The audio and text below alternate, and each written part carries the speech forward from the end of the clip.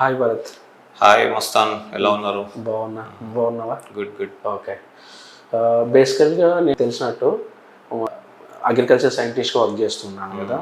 చేసినప్పుడు చాలామంది ఫార్మర్స్ కానీ రైతులతో కానీ పెద్ద పెద్ద ఫార్మర్స్తో కానీ క్యాజువల్గా మేము ట్రైనింగ్స్ కానీ డెమాన్స్ట్రేషన్ కానీ చేస్తుంటాం అగ్రికల్చర్ సంబంధించింది. చేస్తున్నప్పుడు చాలామంది క్వశ్చన్స్ అడుగుతారు, సార్ మీరు ఎక్కడ చదివారు ఏంటి అనేది. నేను వాళ్ళకి ఎక్స్ప్లెయిన్ చేసేటప్పుడు సరే నేను ఐఐటి ఖరగ్పూర్లో బీటెక్ ఎంటెక్ చేశాను సార్, తర్వాత ఇక్కడ సైంటిస్ట్గా వర్క్ చేస్తున్నాను, నేను రైతులతో ఇంటరాక్ట్ అవుతాను. ఇంటరాక్ట్ అయినప్పుడు ఏమంటారంటే, సార్ మంచి కాలేజీలో చదివారు, మా పిల్లలు కూడా ఇట్లా కాలేజెస్లో జాయిన్ చేయించాలి, ఐఐటికి ప్రిపేర్ చేయించాలి సార్ అని చాలామంది అడుగుతుంటారు. సిచ్యువేషన్లో ఏమంటారంటే, ఫస్ట్ క్వశ్చన్ ఏమడుగుతారంటే, సార్ ఏ కాలేజీ ప్రిపరేషన్ బాగా చేస్తారు అనేది అడిగారు అనమాట. మన డిస్కషన్లో కూడా నువ్వు చెప్తుంటావు కదా, స్టేషన్ స్టార్ట్ చేసాం, ఈవెన్ 2012 నుంచి కూడా స్టార్ట్ చేసాం మనం, అంటే ఆఫ్ ది స్క్రీన్ మనం ఫోన్లో మాట్లాడడం కానీ చేయడం కానీ జరిగింది. మన డిస్కషన్లో కానీ తర్వాత బయట కొంతమంది పేరెంట్స్, ఈవెన్ నేను వర్క్ చేసే ఏరియా నుంచి కూడా మీ ఇన్స్టిట్యూషన్ బ్రాంచెస్లో కూడా జాయిన్ అయినారు. ఆ 11 బ్రాంచెస్లో కొంతమంది పేరెంట్స్ కూడా నాకు కనెక్షన్లో ఉన్నారు. వాళ్ళు అడిగారు అనమాట, సార్ 9 ఎడ్యుకేషన్లో ఎటువంటి వాల్యూ సిస్టమ్ ఉంది ఏది అనేది. రియల్గా నీ నుంచి కూడా నేను whether it is genuine or not, నేను చాలామంది పేరెంట్స్ నన్ను అడుగుతున్నారు కాబట్టి వాళ్ళకి నేను సజెషన్ లాగా ఇవ్వాలి కాబట్టి నాకు కొంత ప్రైమ్ ఇన్ఫర్మేషన్ అనేది కావాలి. మీ 9 ఎడ్యుకేషన్ గురించి కొద్దిగా ఇన్ఫర్మేషన్ నాకు ఇస్తే నేను నా రైతులకు కూడా ఆ పాయింట్ ఆఫ్ వ్యూలో కూడా నేను వాళ్ళకి సజెస్ట్ చేయగలనని ఒక ఉద్దేశంతో మీ దగ్గర రావడం జరిగింది. తప్పకుండా Mastan, thank you so much. First of all మీరు అంత దూరం నుంచి ఎన్నో దిగ్గజాల కాలేజెస్ ఉన్నా కూడా మాలాంటి ఒక ఇన్స్టిట్యూట్ని మీరు ఐడెంటిఫై చేసి ఇంత దూరం వచ్చారు. We're very happy. I'm sure మీరు చేసే ఈ ప్రయత్నంతో పేరెంట్స్కి మా గురించి అనే కాదు, సరిగ్గా బాగా వర్క్ చేస్తున్న ఎన్నో కాలేజెస్ గురించి పేరెంట్స్కి తెలియాలన్నది నా ఇది, and I'm sure that will happen. Thank you so much once again. First me journey అంటే 9 ఎడ్యుకేషన్ ఎట్లా స్టార్ట్ అయింది? ఐఐటి ఖరగ్పూర్లో చేసిన తర్వాత మీది అంటే ఎంటెక్ కానీ బీటెక్ కానీ ఐఐటి ఖరగ్పూర్లో అయిన తర్వాత ఫస్ట్ టీచింగ్ ప్రొఫెషన్కి వచ్చారా లేదా ఏదైనా జాబ్ చేశారా? నేను ఇనీషియల్గానే గ్రాడ్యుయేట్ అవ్వంగానే ఫస్ట్ థింగ్ చేసిందే టీచింగ్. నాకు టీచింగ్ మీద ప్యాషన్ తోటి, మ్యాథమెటిక్స్ మీద కంప్లీట్ ప్యాషన్ తోటి నేను టీచింగ్ ఫీల్డ్ తోటే స్టార్ట్ చేశాను నా కెరీర్ని. స్టార్ట్ చేయడమే ఒక కార్పొరేట్ కాలేజ్లో నేను మ్యాథమెటిక్స్ టీచర్గా జాయిన్ అయ్యాను. కాకపోతే అక్కడ జరుగుతున్న పద్ధతులు, మార్గాలు అంటే సెంట్రిక్గా నాకు అనిపించలేదు. అదొక మేనేజ్మెంట్ సెంట్రిక్ మోడల్. అంటే ప్రతి డెసిషన్ మేనేజ్మెంట్ బేసిస్ మీద, మేనేజ్మెంట్ని ప్రైమరీగా పెట్టుకుని తీసుకుంటున్న డెసిషన్స్ అని నాకు అనిపించాయి. 23 ఇయర్స్, నాకు అప్పుడు 23 సంవత్సరాలు. నాకేమనిపించిందంటే ఇలాంటి ఆర్గనైజేషన్స్, పర్టికులర్లీ పిల్లలతోటి 14-15 ఇయర్ ఓల్డ్ స్టూడెంట్స్ తోటి డీల్ చేస్తున్న ఆర్గనైజేషన్స్ కాబట్టి, కాలేజెస్ అయినా ఏవైనా స్టూడెంట్ సెంట్రిక్గా ఉండాలి. ప్రతి డెసిషన్ స్టూడెంట్కి ఫేవరబుల్గా, స్టూడెంట్కి ఏది బెనిఫిట్ అవుతుంది అలా ఉండాలి అనేది నాకు అనిపించింది అనమాట. అది మాత్రమే కాకుండా ఇంకొక 2 ఆలోచనలు నాకేమున్నాయంటే, ఫస్ట్ థింగ్ అకాడమిక్స్తో పాటు స్టూడెంట్కి ఒక హాలిస్టిక్ డెవలప్మెంట్, ఓవరాల్ డెవలప్మెంట్ ఉండాలి, ఒక పర్సనల్ గ్రోత్ ఉండాలి. అంటే ఎంతసేపు మ్యాథ్స్, ఫిజిక్స్, కెమిస్ట్రీ అనే కాకుండా మిగతా ఆస్పెక్ట్స్ మీద, ఒక కమ్యూనికేషన్ స్కిల్స్ కానివ్వండి, ఒక స్పోర్ట్ కానివ్వండి, మ్యూజిక్ కానివ్వండి, ఇలాంటి ఆస్పెక్ట్స్ అన్నీ కూడా స్టూడెంట్లో ఇన్కల్కేట్ అవ్వాలి అనేది నాకు అనిపించింది. 13 సంవత్సరాల క్రితం మనము చూసిన ఎడ్యుకేషన్ సిస్టంలో ఇవేవీ లేవు. అంటే చదువుకోవడం మాత్రమే పరమార్థం, ఇంకా చదువు తప్ప ఏమీ ఉండకూడదు జీవితంలో అనుకుంటున్న సిస్టంలో నాకు అది కరెక్ట్గా అనిపించలేదు పర్సనలీ. ఎందుకంటే నేను కూడా అఫ్కోర్స్ నేను 2006లో ఐఐటి జేఈ క్రాక్ చేశాను, బట్ చదువు తప్ప ఏమీ లేదు అనేది నాకు కానీ నా ఫ్యామిలీలో కానీ లేదు. మా పేరెంట్స్ కూడా నన్ను డిఫరెంట్ ఆస్పెక్ట్స్లో, డిఫరెంట్ ఫీల్డ్స్లో ఎంకరేజ్ చేసేవాళ్ళు. నాకు కూడా చాలా ఫీల్డ్స్ ఇంట్రెస్ట్ ఉండింది.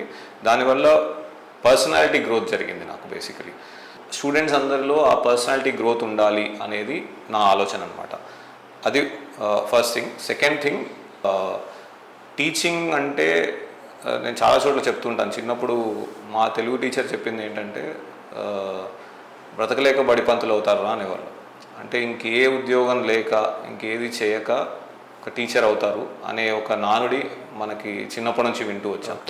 దానికి అగెయిన్స్ట్గా ఒక అచీవర్, ఒక వెల్ ఎక్స్పీరియన్స్డ్, ఈ పాతంతా ట్రావెల్ చేసిన ఒక పర్సన్, అది కాక ఒక యంగ్స్టర్ ఎవరైతే స్టూడెంట్ని కరెక్ట్గా వాళ్ళ మనస్తత్వాన్ని, వాళ్ళ ఆలోచన విధానాన్ని అర్థం చేసుకోగలిగే ఒక యంగ్స్టర్, ఏజ్ గ్యాప్ ఎక్కువ లేకుండా ఉన్న వాళ్ళు టీచింగ్లోకి రావాలి అన్నది నా ఆలోచన. సో ఈ 3 targets, first thing student centric model ఒకటి క్రియేట్ చేయాలి. అంటే స్టూడెంట్నే సెంటర్గా పెట్టుకొని అన్ని డెసిషన్స్ తీసుకోవాలి. Second thing, extra curriculars, sports ఇలాంటి యాక్టివిటీస్ అన్నీ ఉంటూ జేఈకి ప్రిపేర్ అవ్వాలి.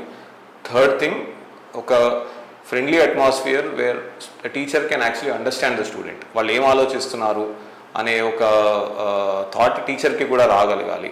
దానివల్ల అచీవర్స్ అయితే వాళ్ళు ట్రావెల్ చేసిన వాళ్ళు అయితే బెటర్ అనే ఉద్దేశంతో, ఈ 3 ఉద్దేశాలతోటి నేను ఆ కార్పొరేట్ నుంచి బయటికి వచ్చి 9 ఎడ్యుకేషన్ 2012లో నా ఫ్రెండ్స్తో పాటు, నీకు తెలిసిన వాళ్ళే జస్వంత్ అండ్ శ్రీకాంత్, వాళ్ళతో పాటు నేను స్టార్ట్ చేశాను. కరెక్ట్, బ్యాచ్మేట్స్ జూనియర్స్ కలిసి స్టార్ట్ చేసామన్నమాట. అలా మాకే తెలియకుండా ఇంకా మంచి ఆలోచనలు స్టార్ట్ అయ్యాయి. ఇంకా మంచి వాళ్ళు డిఫరెంట్ ఐఐటీస్ నుంచి, మెజారిటీ ఐఐటి ఖరగ్పూర్ నుంచి ఉన్నారు, బట్ డిఫరెంట్ ఐఐటీస్ నుంచి మన దగ్గర జాయిన్ అయ్యారు. సిమిలర్ మైండ్ సెట్ ఉన్న వాళ్ళు ఇవాళ 120 మెంబర్స్ టీచర్స్గా ఉన్నారు. అందరూ కూడా ఐఐటియన్సే, అందరూ యంగ్స్టర్స్. ఒక 5-6 మినహాయిస్తే మిగతా వాళ్ళందరూ young IITians and same mind set ఉన్న టీచర్స్ అనమాట. అందువల్ల మాకు ఈ బ్రాంచ్ విస్తీర్ణం కూడా చాలా ఈజీగానే జరిగిందని చెప్పాలి. ఓకే సార్, స్టూడెంట్ సెంట్రిక్ అంటున్నారు. సో యాక్చువల్గా స్టూడెంట్ బాగోగులు చూసుకుంది ఫస్ట్ ప్లేస్ మన పేరెంట్స్కి, తల్లిదండ్రులకి. తల్లిదండ్రులు ఏం ఆలోచిస్తారు, నా కొడుకు కానీ నా బిడ్డ కానీ ఎటువంటి అంటే డిసిప్లిన్తో ఉండి చెడిపోకుండా ఒకటే స్టడీ మీద ఫోకస్ చేయమని వాళ్ళ ఆలోచన ఉంటుంది. స్టూడెంట్ ఏం ఆలోచిస్తాడు, నాకు చదువుతో పాటు ఎక్స్ట్రా కరిక్యులర్ యాక్టివిటీస్ కావాలని స్టూడెంట్. వీళ్ళిద్దరు ఒపీనియన్ సమ్వాట్ అంటే కొంత డిఫరెంట్గా ఉంది.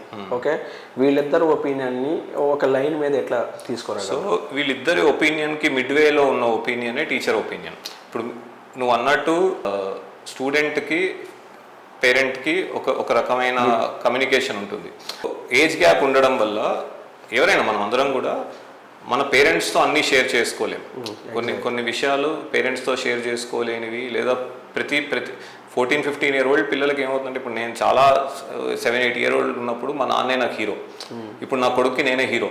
కానీ కొంతకాలం తర్వాత వాడికి నేను హీరో అవును, ఏ సినిమా యాక్టరో లేదా ఇంకోలో వాళ్ళందరికన్నా ఎక్కువ ఇన్ఫ్లుయెన్షియల్గా కనిపిస్తారు. అలాంటి ఒక పర్సన్ని వాళ్ళ ముందు నుంచోబెట్టాలి, who can be the right inspiration. వీళ్ళని చూసి మనం కూడా అరే వీళ్ళలాగా అవ్వాలి, వీళ్ళు మనలాగానే ఉన్నారు కదా, వీళ్ళ పాస్ట్ మనలాగానే ఉంది, సో వీళ్ళతో మనం షేర్ చేసుకోవచ్చు, వీళ్ళలాగా మనం అవ్వచ్చు అనేది. Plus midway between parents ambitions and students ambitions. Complete అటు ఉండడం కరెక్ట్ కాదు, కంప్లీట్ చదువు మానేసి వేరే పనులు చేసుకోవడం కరెక్ట్ కాదు. రెండింటి మధ్యలో ఉండి ఒక ఓవరాల్ పాజిటివ్ పర్సనాలిటీ ఉన్న పర్సన్ని క్రియేట్ చేయాలి అన్నది మా ఆలోచన అనమాట. అండ్ సో దీనివల్ల ఏమవుతుందంటే పేరెంట్స్ చెప్పేది కూడా అదే, నువ్వు అన్నట్టు పేరెంట్స్ చెప్పేది ఏంటంటే చదువుకోరా, చదువుకు ప్రయారిటీ ఇవ్వు, ఎక్స్ట్రా కరిక్యులర్స్ పర్వాలేదు కొంచెం తక్కువ చేసుకో. స్టూడెంట్కి కావాల్సింది కూడా అదే, చదువుకుంటూ కాస్త ఎక్స్ట్రా కరిక్యులర్స్, కాస్త ఓపెన్ మైండెడ్ టీచర్స్ ఉంటే చాలు అనుకుంటున్న కాలంలో ఉన్నాం మనం. ఎగ్జాక్ట్గా అది ప్రొవైడ్ చేయడమే స్టూడెంట్ సెంట్రిక్ మోడల్ నా ఉద్దేశంలో.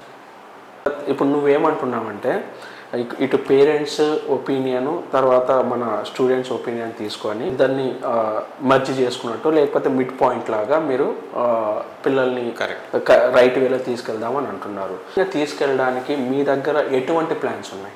రైట్, ఈ జనరేషన్కి అసలు స్టూడెంట్కి ఏం కావాలి, ఏ విధంగా చెప్తే వాళ్ళకి ఇంకా అర్థమవుతుంది, ఇంకా వెంటనే కనెక్ట్ అవుతారు అనేది తెలుసుకోవడం కోసం ఒక స్టూడెంట్ టీచర్ బాండింగ్ మీద చాలా ఫోకస్ చేస్తున్నాం అనమాట. ఇప్పుడు ఫర్ ఎగ్జాంపుల్ మనకి ఎక్స్ట్రా కరిక్యులర్స్ ఉన్నాయనుకోండి, ఎక్స్ట్రా కరిక్యులర్ యాక్టివిటీస్లో స్టూడెంట్ మాత్రమే పార్టిసిపేట్ చేయడం కాదు, స్టూడెంట్తో పాటు అదే టీంలో అదే యాక్టివిటీలో టీచర్ కూడా పార్టిసిపేట్ చేస్తారు. సో అలా చేయడం వల్ల ఏమవుతుందంటే ఒక స్టూడెంట్ టీచర్ బాండింగ్ అనేది బిల్డ్ అవుతుంది. క్లాస్ రూమ్లో స్టూడెంట్ భయపడాల్సిన అవసరం లేకుండా ఏదన్నా అడగగలుగుతాడు, ఏదన్నా వాళ్ళ ప్రాబ్లమ్స్ చెప్పుకోగలుగుతారు. క్లాస్ రూమ్లో బాండింగ్ క్రియేట్ అవుతుంది అనేది ఓన్లీ ఒక లిమిటెడ్ ఎక్స్టెంట్ వరకే.